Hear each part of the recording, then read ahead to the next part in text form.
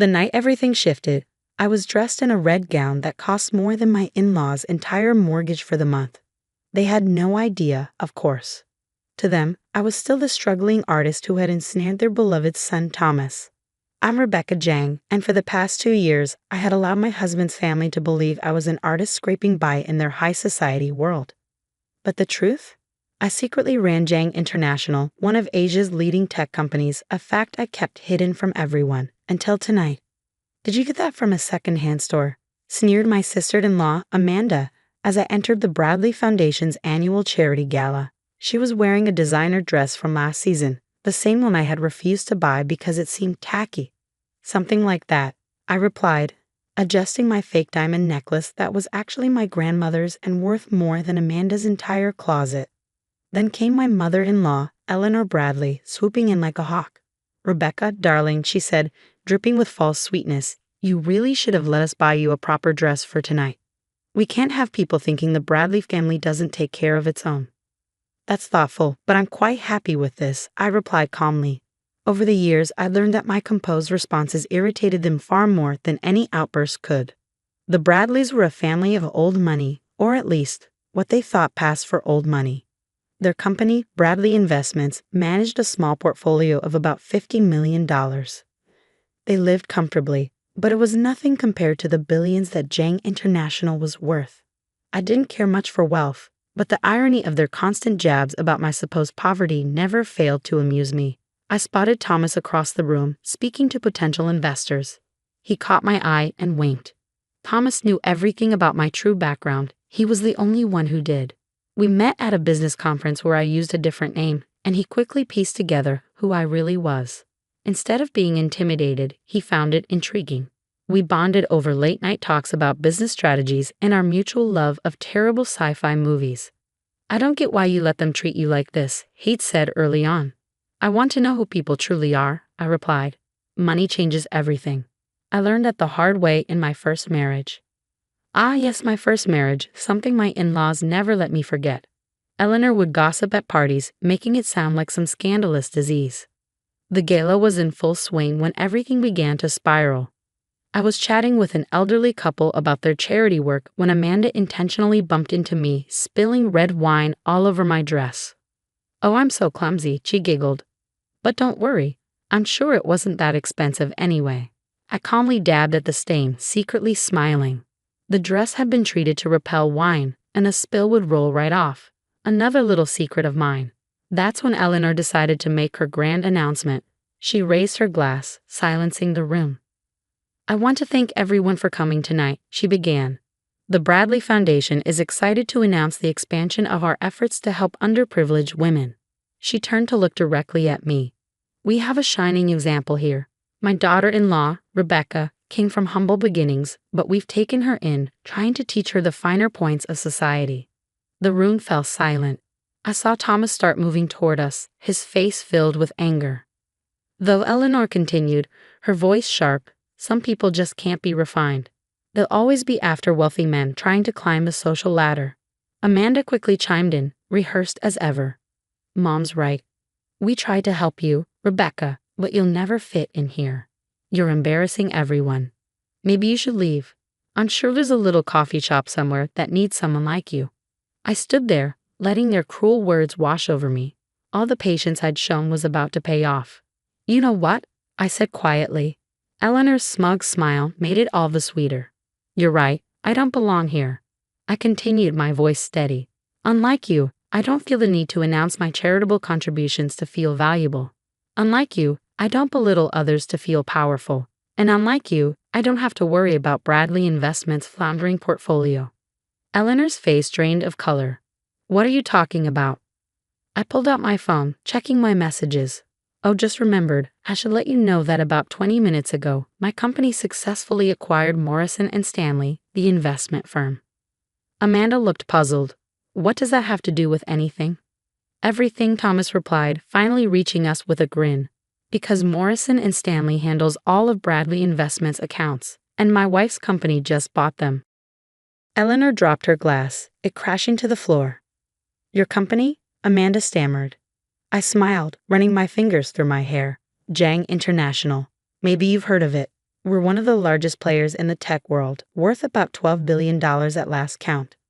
Eleanor gripped a nearby chair for support. That's impossible. You're just a gold digger. I finished her sentence. A struggling artist. It's funny how people make assumptions when they're too busy looking down on others to see what's right in front of them. But this was just the beginning. What happened next would change the Bradley family's world forever. The silence that followed was deafening. I could practically hear the gears turning in Eleanor's mind as she realized how badly she had miscalculated. Even if what you're saying is true, she managed, her voice trembling, Bradley Investments is still independent. You can't touch us. I pulled up another message on my phone and glanced at my husband. Thomas, what time is it? He checked his watch with exaggerated precision. 9:45 p.m. Perfect. That means the papers just went through. Well, Eleanor, I continued, my tone calm. You might want to know that Bradley Investments has been on a downward spiral for quite some time. That real estate expansion last year was a mistake. Your company has been bleeding money, and the high-interest loans you took out just to keep up appearances are no secret. Amanda's complexion shifted from white to green. How does he know about that? Those records are confidential. I offered a soft smile. Nothing stays private when you own the bank. As of 9 o'clock tonight, Jang International now owns every loan Bradley Investments ever took out. We also own this building. Bought it last week. Eleanor swayed slightly, clearly in shock. This building is part of the Bradley Foundation, she stammered. Was? Thomas corrected. The foundation board voted to sell it due to financial issues. They just didn't have the heart to tell you, probably because you were too busy trying to humiliate my wife to attend the last 3 board meetings.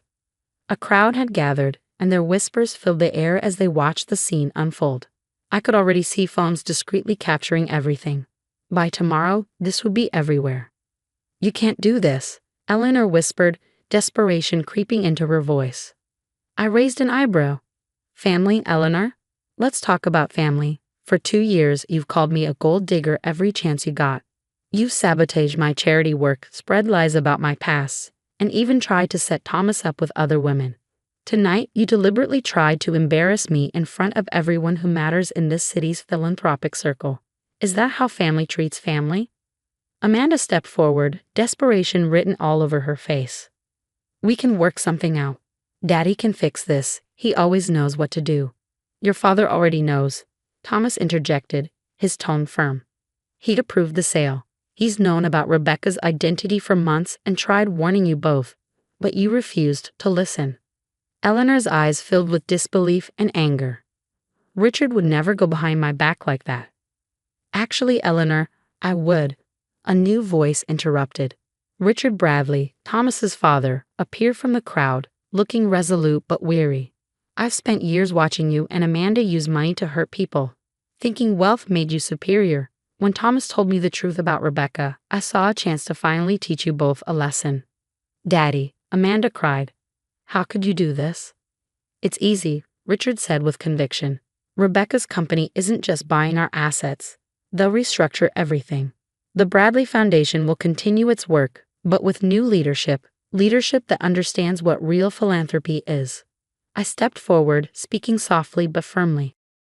Starting tomorrow, the foundation will focus on empowering underprivileged women through education.